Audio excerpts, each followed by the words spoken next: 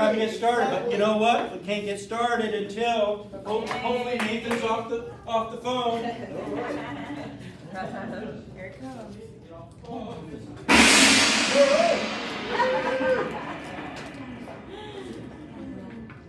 Good morning, everybody. Hey, is everybody awake now?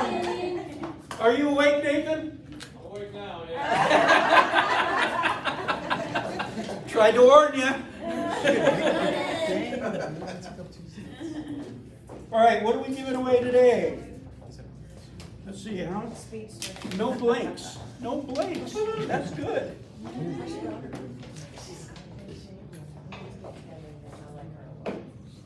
All right, we have a shirt. We have some Be Golden BU notepads. We have not one, but 2 mouse pads and 2 pens. To the lucky winner. And the number is, what is it? That's me! Is it? It really is. It really is. Not that I didn't believe you. Did you call it? Yes, you did. Everyone calls it, so somebody had to I win. said she always wins, so I better go put my name down so I can win. All righty, Here, I'll give you this. everybody. Since you're always a winner anyway. Take pictures, take Oh, and what are selfies, take pictures of our presenters, and then at the end, check in on Facebook and make sure that you use the hashtags up here. Oh, you got it already. All right, so our rev up coming out. So tomorrow's rev up has changed. Normally Friday rev ups are 9 a.m.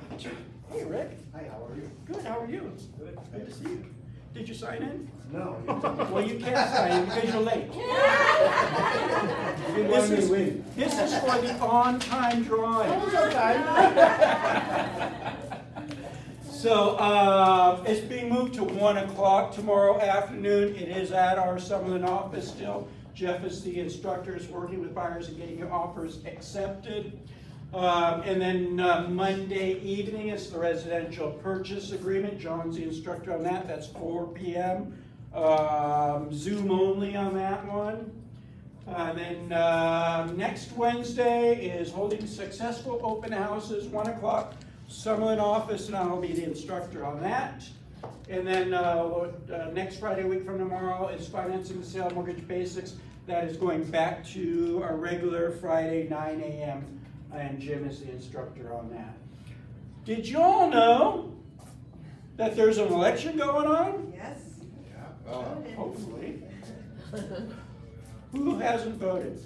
Putting you on the spot right now. Who has voted? And Angel's hand didn't go up either time. So this is who we are, you don't have to vote for them obviously, but this is who we're recommending. Mary Perry for President-elect, Joshua Campa for Treasurer, Nancy Anderson, also one of ours. Mary Perry is one of ours. She's at our Summerlin office. Nancy is at our Green Valley office. She's running for director. And also we like Jeff Lavelle. I've known Jeff a long time. Oh, And yeah. what's that? I said, oh yeah. Yeah, we like Go Jeff. Jeff. We like Jeff. And the only other one that I voted for that's not here is Bobby Stardust for director. I voted for as her. well. Yeah, she's, I've known her for She's fun to work with 25 too. years. She's easy to work Yeah, and she cares. And for me, that's what's most important is you gotta care. All right? So we are having some raffles, two separate raffles. So this is for this office, for the Southwest office. If you send your proof over to Stephanie, email it over to her, we're giving away, what are we giving away? Oh, 211 certificates for swag in the One Shop Zone website or whatever, and one free transaction up to $600. So actually, there'll be 3 winners in our office. And there's also, for all of Realty One, so it's a different drawing, 2 separate drawings. is submit yours to voting 2022 lbr@yahoo.com, and that's for a $500 gift card. So lots of stuff to give away here. Who's heard this? Who wants it? We do. I already did it. I've been hearing for 2.5 years now, when we go to direct deposit, when we go to direct deposit? Yep. Well, it's here, and we're doing it via Zelle. And when we first started looking into it, it's like only 60% of the banks actually offer Zelle. But we found out if your bank does not offer Zelle, you can download the Zelle app. And you just tie your debit card into the app, and you still can get paid via Zelle. So no more having to come, although we love when you come in here. That's what I'm concerned about, is I won't see some of your faces ever again if you're not coming in for checks. So still want you to show your faces, still want you obviously to come to the sales meetings, but this is cool. This is really cool. So it is effective right here, right now. I just got notified before coming in here that so far 21 or 22 of you have already signed up for it. So you need to sign up for it. Again, if your bank, like I have Wells Fargo with Zelle is built into the app. And if you go into the app and you try and put your bank in and come to find out that your bank does have Zelle, it's just going to redirect you. So, and then when you do your CDAs, you just check every time you check the box. Say, I want to get paid Zelle. And maybe if there's 2 of you, one could get paid by check and the other could get paid by Zelle. It's pretty simple. So this is really, really cool. Where do we get the commission enrollment form to register with Realty Book? I think, Because we have to let them know what our account Yeah. is. There I was a think I clicked on and I went to a form and I filled it out. so where did you find the, In the email. okay, Oh, so okay. everyone received an If you email. scan that QR code too, it'll open it up. The Yeah. QR code in the middle of it. Oh, Cool. beautiful, thank you. So you already signed up? That's cool. Yeah. And you have an office here, so I'm not worried about that. Yeah, All right, so this is really cool. We're all very, very excited that we're finally having some sort of direct deposit. But you know what, it's, some agents, when we're talking about direct deposit, they're saying, no, I still want to get a paper check. And you can still get a paper check if you want. It's not mandatory that you have to sign up for Zelle. All right, who's noticed that it's hot out? It's sick hot. You know, what was it, just yesterday, I was literally in the office all day long, and everyone coming in from outside, oh, it's so hot out there, it's so hot out there. And then I went out to get something out of my car, and it was hot out there. But you know what? We have homes to go to. We have our air conditioning cars. We have this beautiful office that's air conditioned. A lot of people don't. So we are collecting for hydrating the homeless again. So this is a non-profit where the guy who runs it, we've been doing this for probably a couple of years now, at least a couple times a year. And the guy that runs it, we had no idea that he was a realtor. And then about 6 months ago, he said, since you guys are so supportive, I'm moving my license over to you guys. So now he's one of our agents. But they're looking for 4,000 bottles. I did the math. 4,000 divided by 24, because most cases are in 24. It's 166 cases. It sounds, when I first did it, that sounds like a lot. However, it's not. I did 10 cases last time. It's not that big of a deal. To get 20 people to give 10 cases, that's, what is that? What's that math? It's not as daunting as Clearly. originally it seemed. So, who can commit to, it doesn't have to, you don't have to bring 10 cases. Bring a case or two. And if you need help bringing it in from your car, Angel's right here.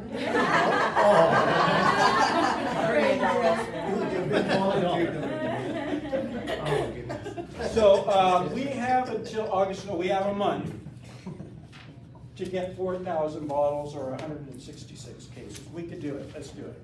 Remember that one time last year, this whole, on the opposite side of this window wall here, it was literally this high, the hole. I think it was closer to 10,000 bottles. That was a little much for them to handle, it really was. So let's get the 4,000 bottles, it's hot out there. American Home Show next Thursday is having a lunch and learn. Who cares what we're learning? It's lunch. Next Thursday is lunch. That's all we need to know, right? You probably want to know what's for lunch. I don't know, but it's a lunch and learn. So hopefully you'll learn something, but you'll get lunch. So let's all be here for lunch next Thursday. Speaking of lunch, we're having lunch here today. What do we have? Capriotti sandwiches today. We've had lunch all week long. Tomorrow we're not having lunch, we're having mimosas. Yeah. And this is all for the election. So if you have voted, you can have lunch.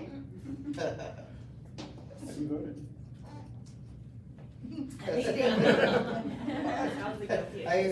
You go hungry. All right, make sure you vote. There's my information. Obviously, you need to put my information on all your contracts now. There's the license number and expiration date. Blood drive. When is it? Monday. This coming Monday. To sign up, it's 1-800-733-2767. To sign up to give blood. I think I have a 10 a.m. Yeah, I guess I'll be the first one in. I have a 10 a.m. spot where I'll be giving blood. And then after we give blood, of course. This might not be right away, however, let's happy hour. Last Friday of every month, we do a happy hour now. So company provides the refreshments and company provides the snacks. Now, if you want to bring more, feel free to bring more. But yeah, we always have something. If any of you like to cook, bring it on. But yeah, so Friday is July 29th. I guess that's 2 weeks from tomorrow is our next happy hour. Team Spirit Friday, every Friday. We all wear our favorite team's jerseys. I have not decided which one I'm going to wear tomorrow yet, but I will be wearing one of them. You guys having a conversation here? You want to fill us all in? He's just discussing what he's going to wear tomorrow. Anyways, every Friday we wear our team jerseys. Do we need to talk about this? No. You all know that this is coming? Yes. And it's coming fairly soon. So the contract is out the board where Wendy, what's Wendy's last name? Wendy, the president of LVR. I had a conversation with her on Friday at the general membership meeting and introduced myself to her and talked to her about getting this contract signed and back to us. And she says, yep, I'll get it over to you. I'll have it over to you. Monday or Tuesday? It's Thursday. What's today? Yeah. So I actually emailed her this morning to find out where the hell, no, I mean, I was very polite. But yeah, so and my understanding is once we get that back from her signed, we send it over to SkySlope and it happens fairly quick. as far as getting it into all our forms in there. It's already been rolled out in Arizona, it's already been rolled out in northern Nevada. But yeah, so I would expect us to have it rolled out within the next week to 2 weeks. All right? Shawnee, what is happening in the mortgage world?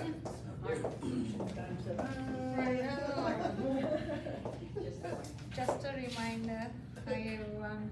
I know rates are going high, another hike maybe end of this month. They say that there will be a rate hike. But when you are sending your offers to sellers, I request if you can, ask for a seller concession rather than a price reduction, seller concession.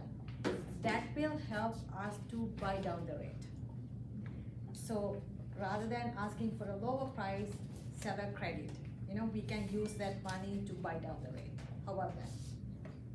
So in the past, Yeah. the past 2 years, we're not getting anything out of sellers, but the market But the has market is changed. changing. You know, Yeah. we can get them to pay for the home warranties now. We can get them to, credit for Okay, some yeah. Concessions to be able to buy down the rate. So Market's think of changed. it, think of it, and I already closed one with Mila, 2-1 buy down, right? The buyer insisted that he wants to put his own money down and buy down the rate.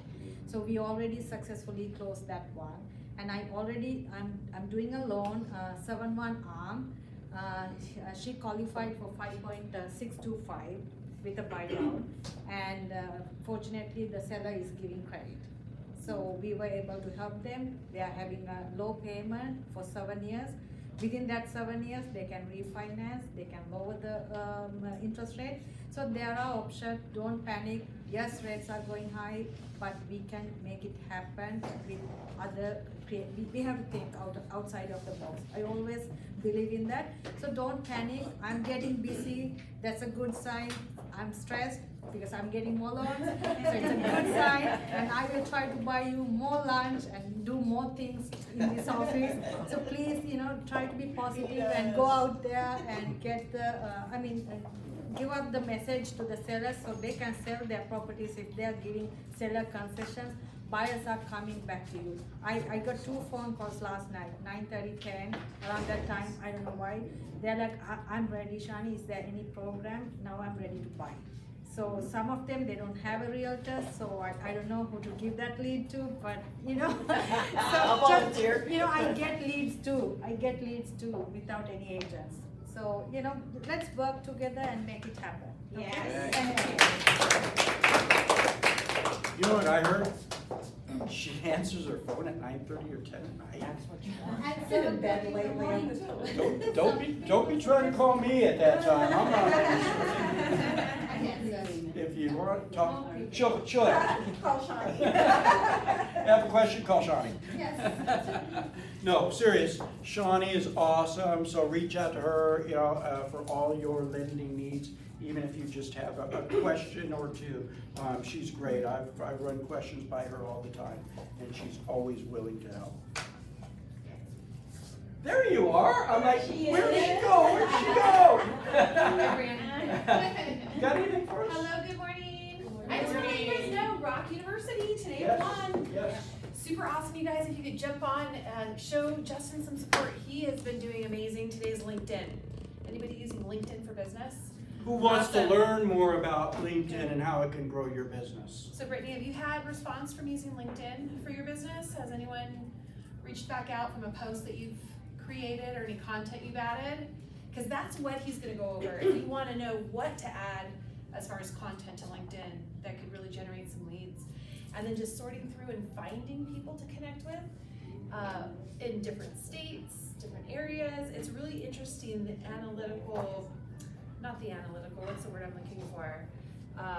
The algorithms to search for individuals that you can connect with is pretty interesting. So, LinkedIn, 1 o'clock. Oh, are we gonna have it here? You can. I have to be out in the Northwest today for another meeting, so I do want to, at 1 o'clock on Thursdays, broadcast all of those. That would be great. Yeah, I wanna try to do that, unfortunately today I can't. Okay. But I do have the ID, we can just go ahead and still set it up if I give it to you. You wanna do that? Yep, Okay. yep. Thanks, So guys. we'll have it playing here, in this room, 1 o'clock, what is it? Let's shoot for every Thursday at Rock University in this room, 1 PM, and we'll load it up on the. That would be perfect. Every Thursday. All right? All right, let's talk stats with Emily. Who here doesn't know who Emily is? Hello, Does not know. everybody. I'm Emily. My favorite right now, the stats for the week. So we will start doing this kind of, what do you guys think of this format? Is this something that, we are gonna post this and share this with you, so every week when we post it, you guys can make it your own. You can add your picture, or you can just post it as is, that way your clients will know the stats just as we do. It's another marketing post if you guys wanna use it. But right now, you can see, if you were here last week, our numbers has been continually increasing the last few weeks. From 7,300 last Sunday, we had 8,000 this Sunday. Yesterday it was 8,400, today is 8,600. Active sales, yeah, listings. Listings. So Okay. this is actually Yeah, supposed to be listings, not sales. Yeah. The median sales price hasn't changed much from the last couple weeks. We have over 3,400 under contract, and they're lasting about 2.5 months. Well, we have about 2.5 months inventory. The price decrease, this one, it's interesting to see. This is just for 1 week. Just this week alone, in the last 7 days, we have 1,774 price decrease. We probably didn't have that many in the previous 2 years combined. Right, so, days on the market, again, it's 25 days now. It was at 14 to 17 days, and I just checked this yesterday and this morning. We're at about 25 days on market. So if you guys have listings, don't panic if they're not selling in a couple days, because this is where we're at right now, so. Remember when this month's of inventory was like 0.8 or 0.9? It was right in there for the longest time.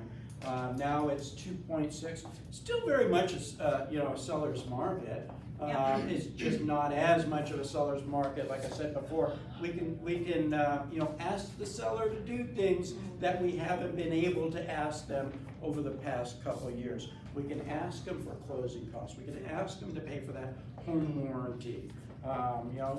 It's not all it's not all on the seller now.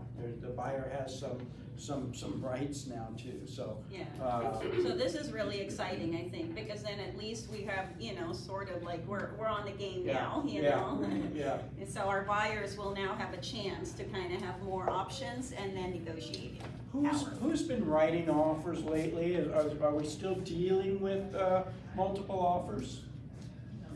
No? There's a really nice house in Henderson that's like renovated. It's been on the market over 23 days and they haven't gotten one offer. Really?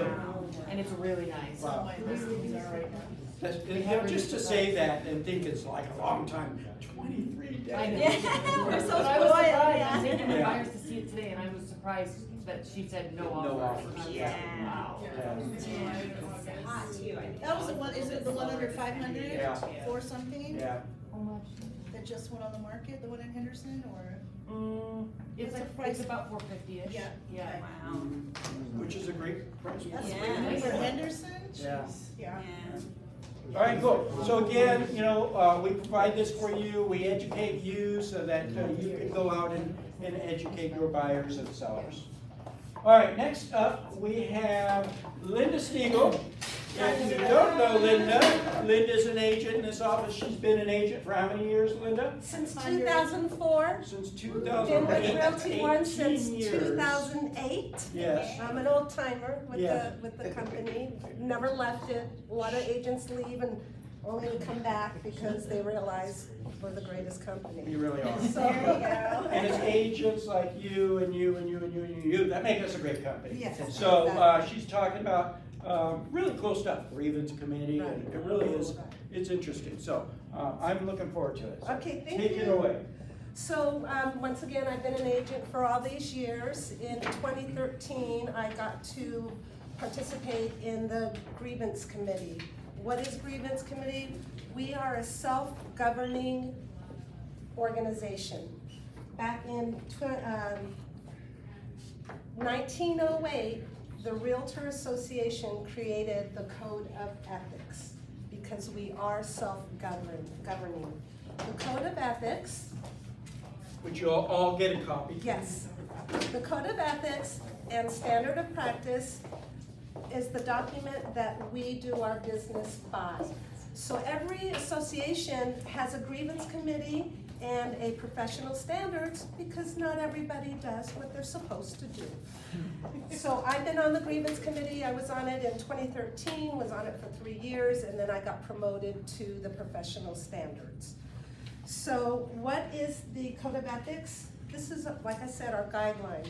It establishes our duties to clients and to customers, duties to the public, and duties to other agents. So we have responsibility and duties to practically everybody that we deal with. However, in any instance where the Code of Ethics and law conflict, the law will of course prevail. And then I just highly recommend, I put mine in a little binder because this is really important. You want to do what's right. This tells you how to conduct your business. If you have any questions, you could go to whatever section, read it, and then, conduct your business from there. Always keep one of those handy. I do. Because, sometimes you're like, what this agent did is not right. And you're like, what is not right? What did they do? And you can reference, which code they violated. So this is the procedure. A complaint can be filed with our association within 180 days of the event. If you file a complaint after that, you're SOL, sorry. There is a complainant, the person making the complaint, and then a respondent.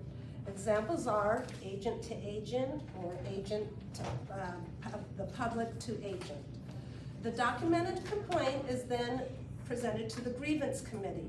It's about 30 people. They hear the case, they hear the evidence, and if they feel that there's enough evidence for a hearing, they will pass it on to professional standards. Their goal is to determine whether a violation of the Code of Ethics occurred.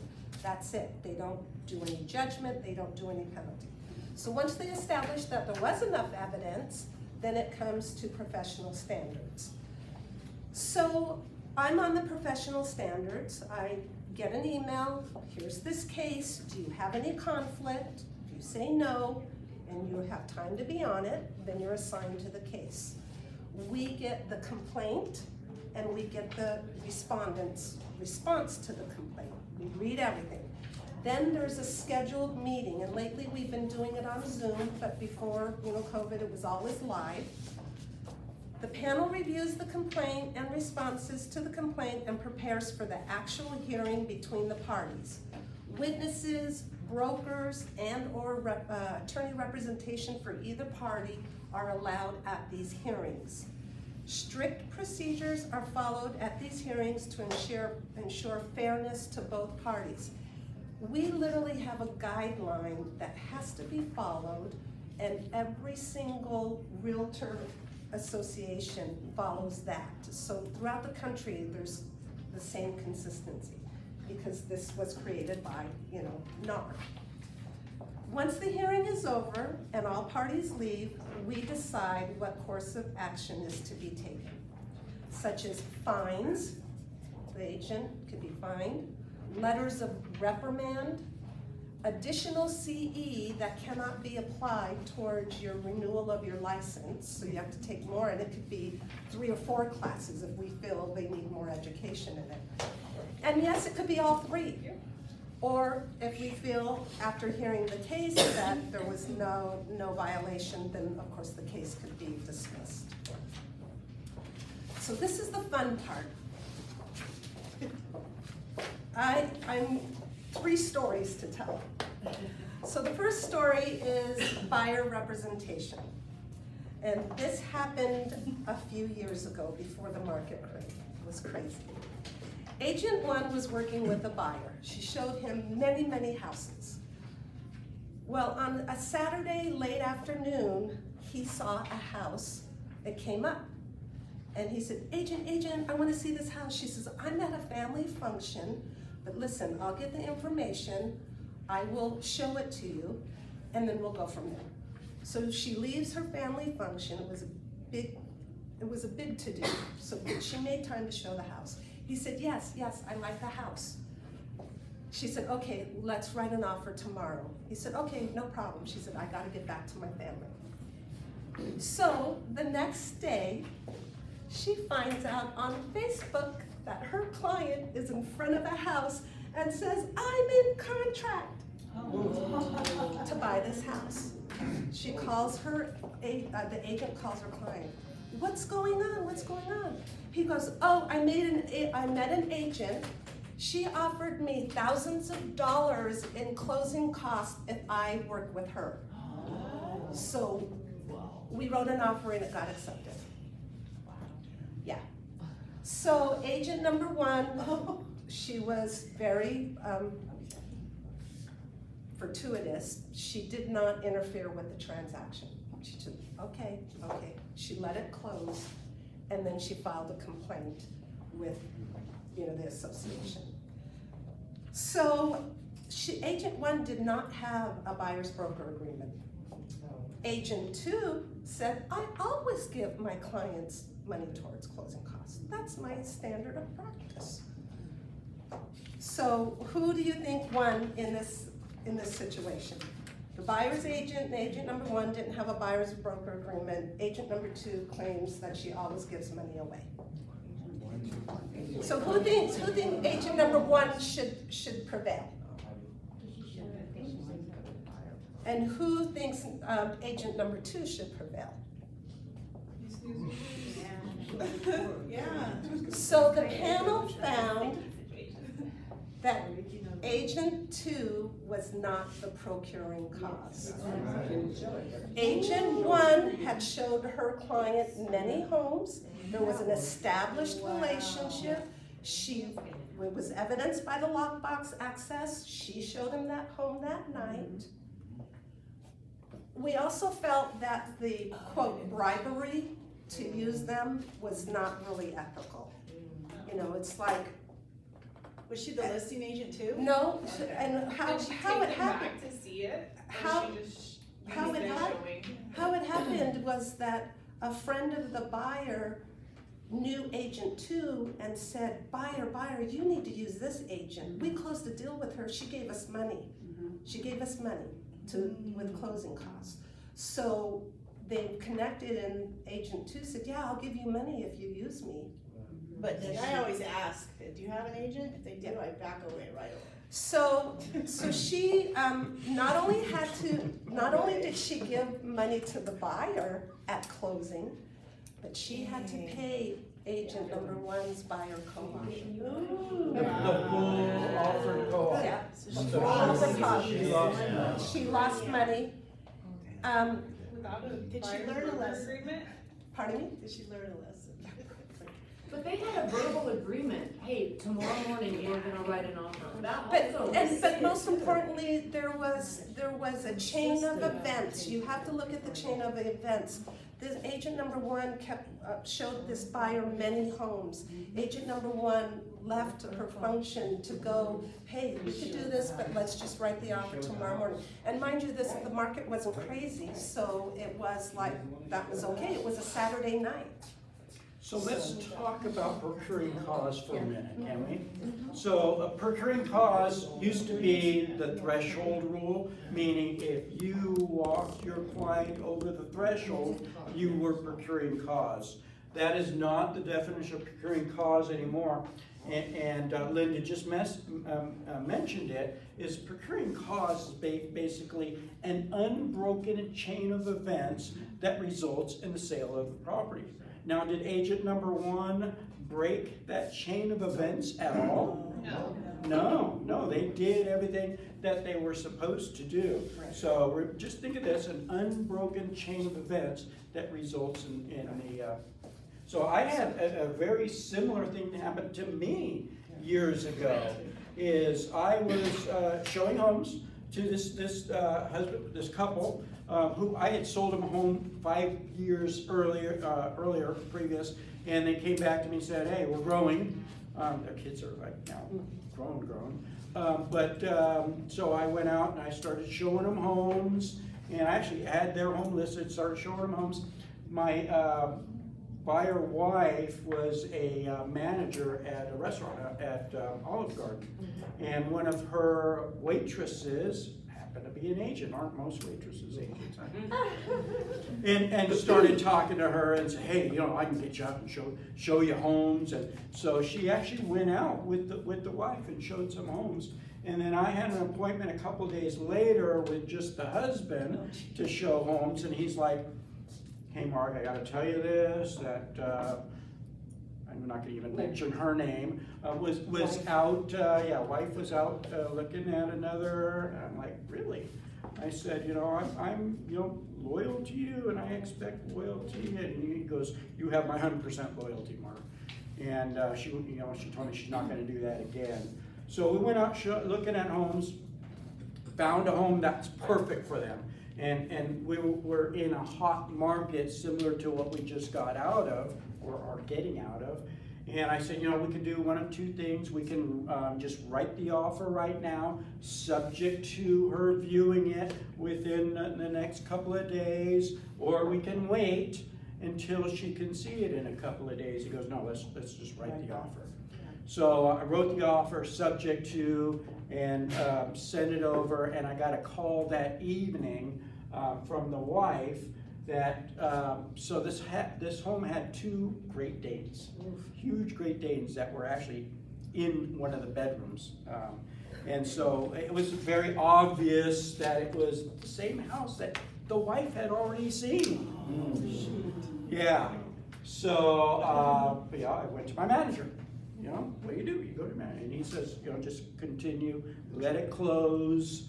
And so I did, and the other agent didn't get involved. This is key. It was the same on that example. Don't get in the middle of a transaction. Whether you think you are procuring cause or not, don't get in the middle of that transaction. Let it close, deal with it after.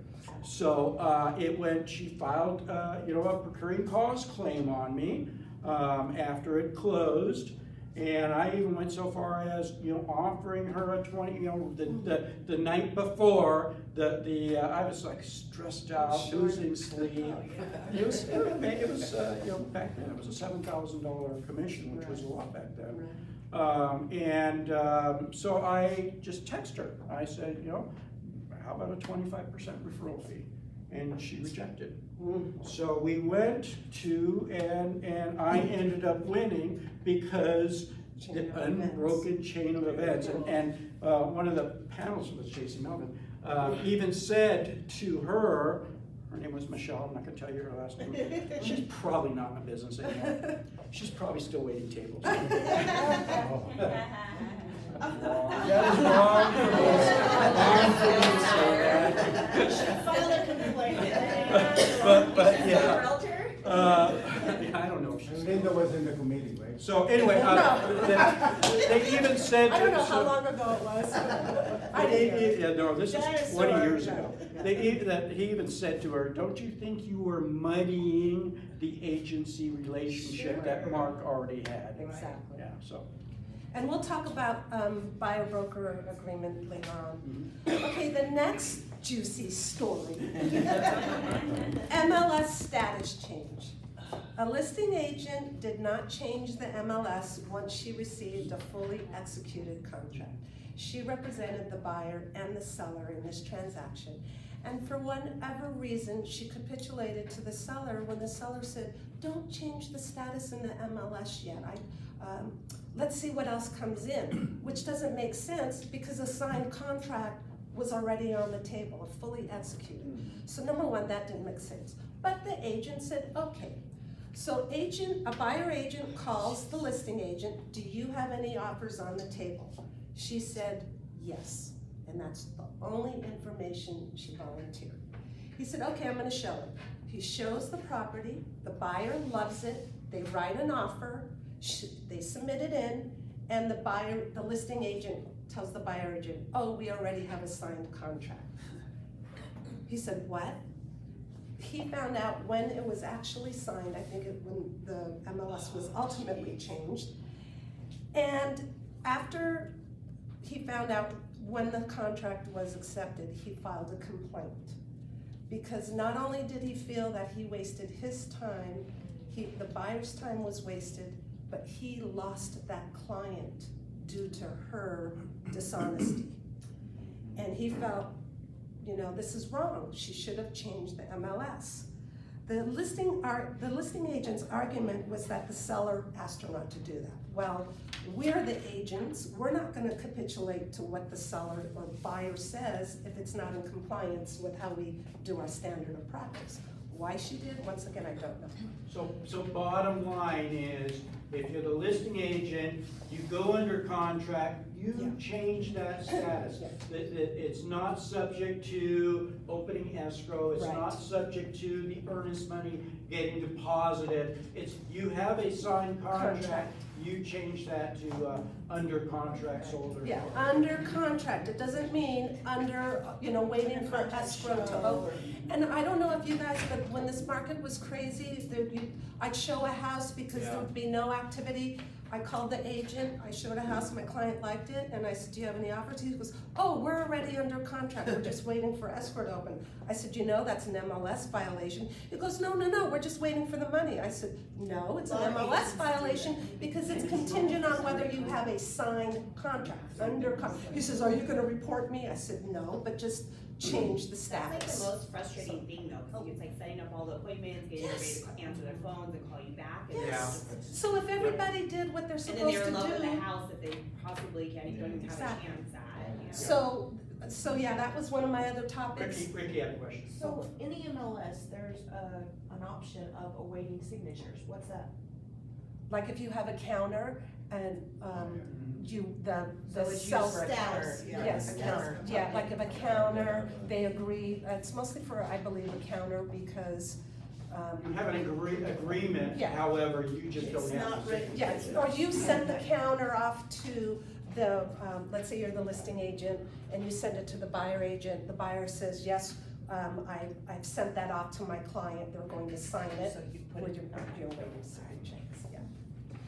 So in this situation, the listing agent was fined over $9,000. Oh, shoot. Over 9,000, under 11,000, so you could guess how much she was fined. Wow.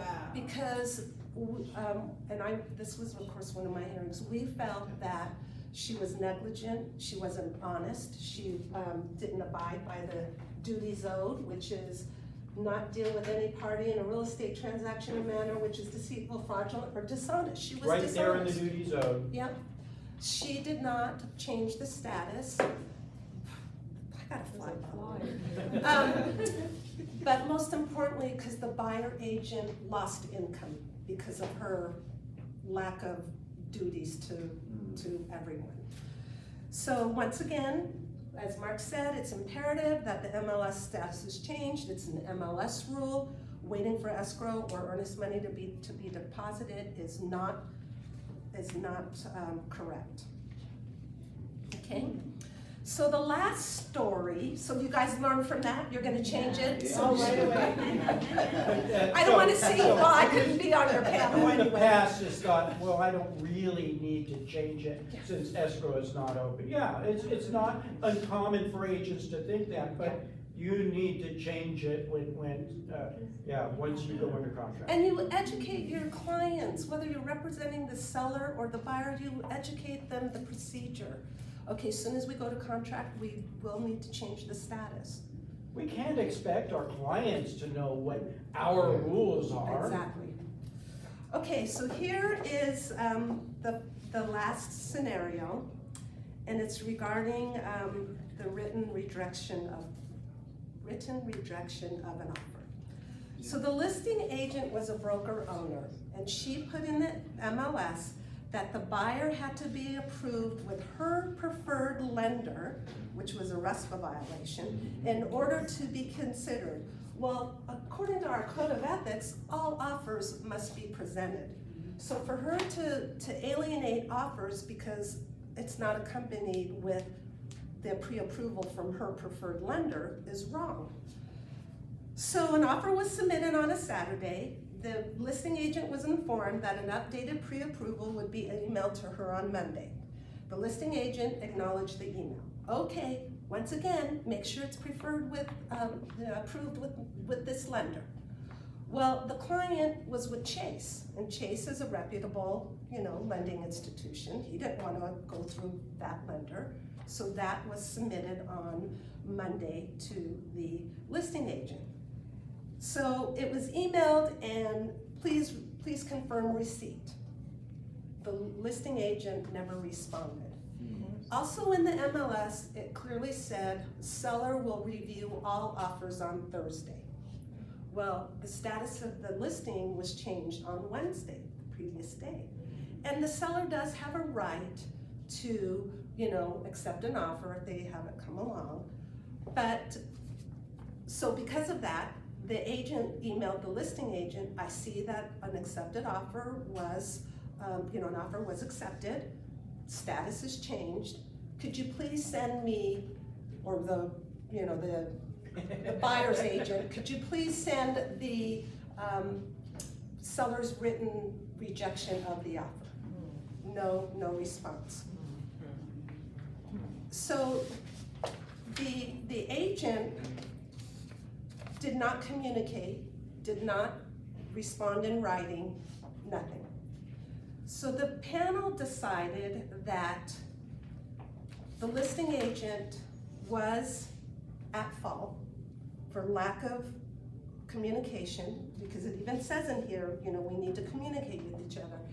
And also because the response wasn't in writing. Now our contract clearly says that the rejection is a Nevada administrative code. And what the NAC is a codified administrative regulation, whereas the NRS is Nevada Revised Statute. Nevada Revised Statute is law. Nevada Administrative Code is regulation. So it clearly says, in accordance with NAC 645.632, seller hereby informs buyer the offer presented herein is not accepted. So it clearly says this. What I would recommend to all— It references the code Exactly. right in our contract. So it says right in there that basically all rejections need to be in writing. Right. So the broker owner was found in violation of Code of Ethics, Article 1 and 9, duties to the client and customers, and failed to provide a document in writing. So there are a lot of agents that tell their clients, oh, don't worry, the sellers, don't worry about signing it. If the response time expired, it's no big deal. Well, how is that working in the best interest of the seller? It's not. You need to cover your sellers just as much as you need to cover yours. So I would recommend not ever saying that to your clients. Once again, we're here to educate our clients. Whenever I go on a listing, I tell my clients, we get offers. If you don't like it, you're going to physically reject it. You're going to sign initial every page so that the buyer and the buyer's agent knows that you did review it, and you're going to sign rejection. It's just part of our job to ensure that the documentation is in place. So So did you hear that? Initial every page. Yes. So NPR came out with something several months ago. It was a recommendation. It wasn't a mandate, but it was a recommendation that not only does the last page have to be check marked rejected and that page signed, every page should be initial. Now, if now it's easier. With Back digital signing, it's when so you have easy. 30 offers Yeah. before, maybe it was a pain to do that. Yes. But now you absolutely can and should do that. Again, it's not a mandate, but it's really, really good practice. So a lot of cases that I've heard relates to property management. And the only advice I give on that is if you're not a property manager, do not practice in any property management activities. You could get in a lot of trouble, not only with our association, but with the division. Some of the issues were property managers were mixing funds. You have to have separate trust accounts for your clients. And a lot of them were when property managers wouldn't refund the cleaning deposit or the security deposit.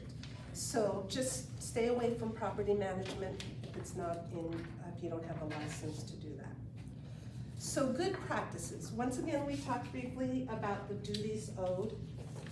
The association, as well as the Nevada Real Estate Division, they recognize the timestamp on the duties owed. If you write an offer and it gets accepted, and then you sit down with your client and say, here's all these forms, and your duties owed is signed after the contract, you're in big trouble if it ever comes to service. Your job is to explain the duties owed pretty much on your initial meeting. You have it signed, dated, stamped well before any of your other documents are signed. So here's a best practice for because everything is digital now. So send that duties owed over first for digital signature, and even call them and explain it to them before you send the rest of the contract. That way you know that is signed, because if you just sign everything together, we don't know what was signed first or what, because they could very well start at the last page and work their way forward. So best practice is to get that duties owed signed first on a separate document. And stamped. Okay, the next document is the buyer's broker agreement. How many people use the buyer's broker agreement? I use it all the time. And it's just so easy to use. So many people are intimidated by it or fear that their client is not gonna like it. But when I have an initial meeting with a buyer, I meet them at the office. I talk about my services. That's one of the topics. So the first thing I present to them is the duties owed. I said, this is the duties owed. This is not a contract between you and me, but it's my responsibility, my duties to you as an agent, how I'm going to take care of you. And then I say, and then here is the contract between you and me. This is establishing that I'm your client, and it also lists, and I tell them this, that you yourself as a buyer, you have obligations. So this covers the buyer obligation. A buyer agrees to work exclusively with me. Buyer agrees to furnish me with all relevant information and pre-approval letters. Buyer agrees to be available to examine property. Buyer agrees to act in good faith, and it establishes a critical situation where a lot of agents lose out on new homes. If you go to a new home development, you're going in unrepresented, you need me there the first time so that you could have agent representation. This explains everything so that your client is